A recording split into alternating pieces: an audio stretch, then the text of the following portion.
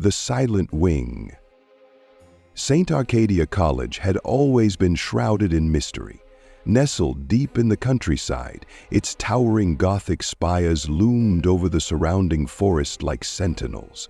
Founded in the 1800s, the college was a symbol of academic excellence, yet its reputation was tainted by a series of unexplained disappearances and tragic deaths.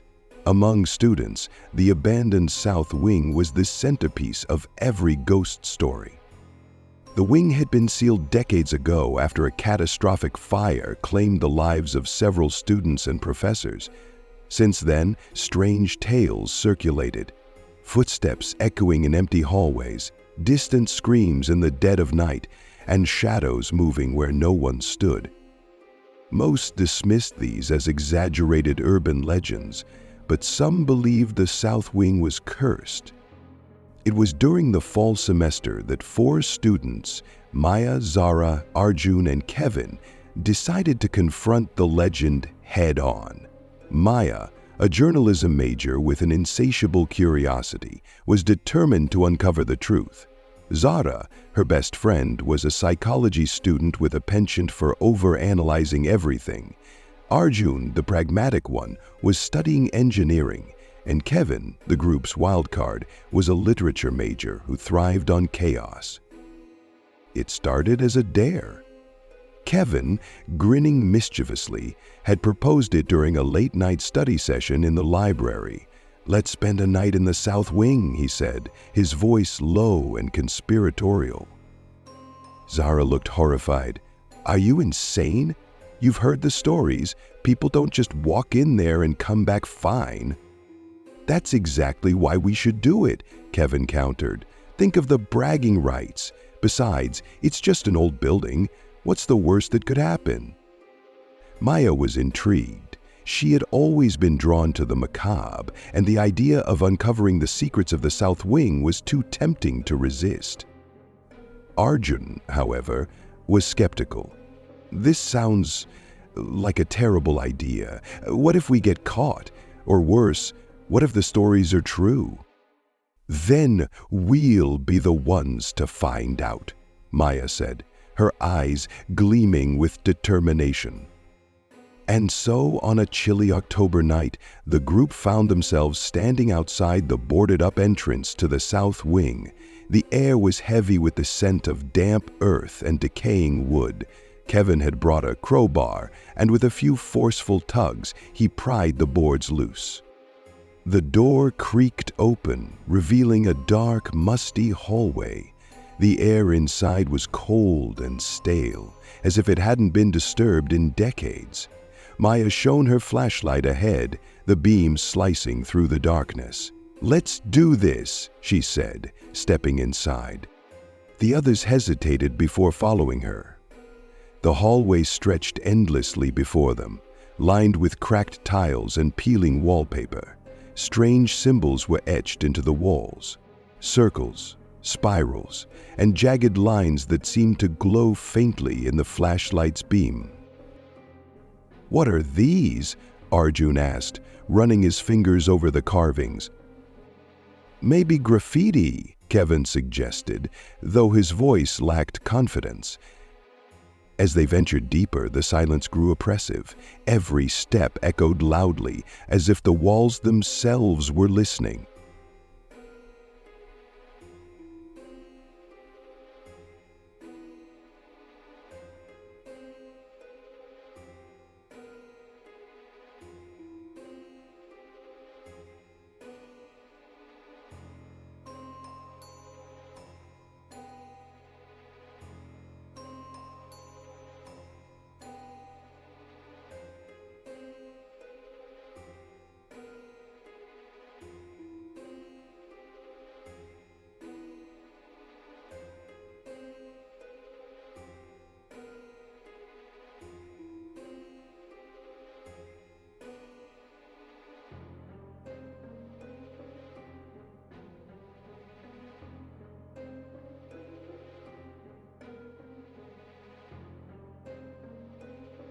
The group stopped, straining to listen.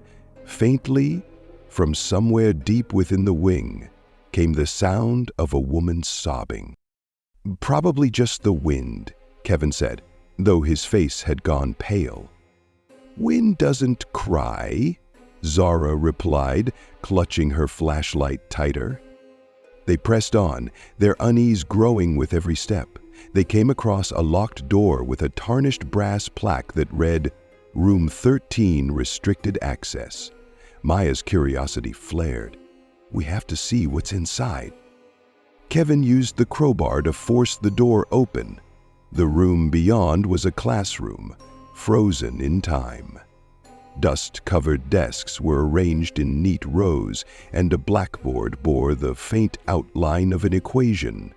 But the air was colder here, and an unidentifiable metallic smell hung heavy. "This place gives me the creeps," Zara said, her voice barely above a whisper.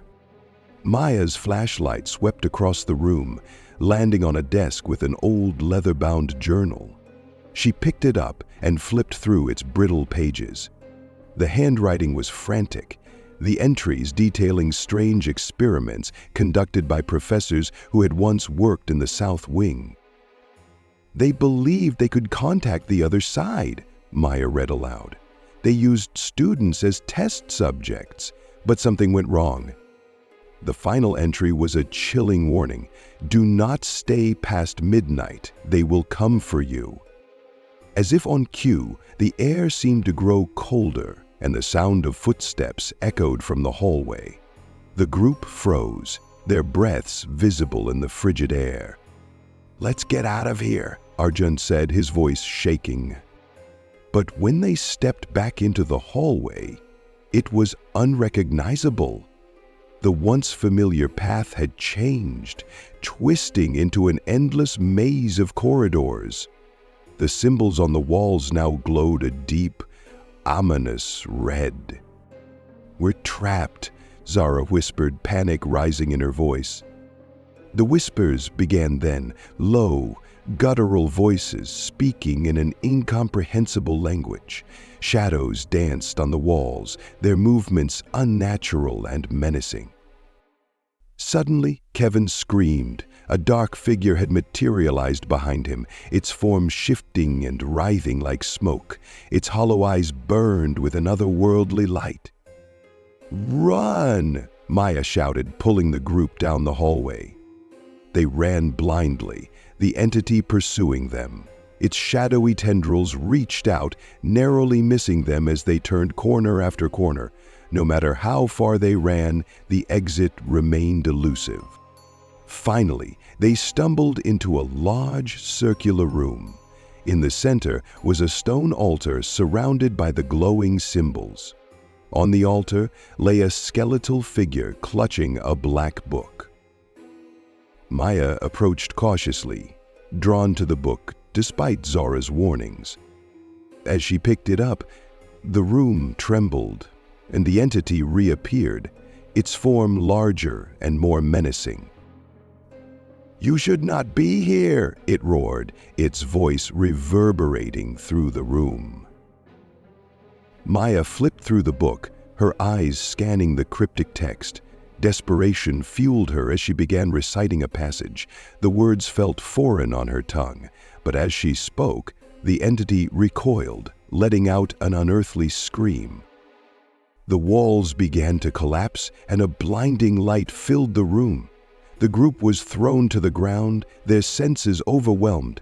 When they opened their eyes, they were outside, the first rays of dawn breaking over the horizon. They were battered and shaken but alive. The South Wing stood silent behind them, its secret still hidden within its walls.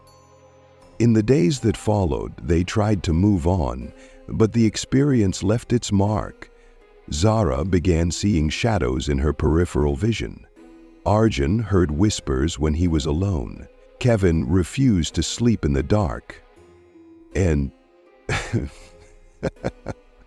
Maya at night, she would hear it calling to her, its pages rustling on their own. The south wing remained sealed, but the darkness they had unleashed was far from contained.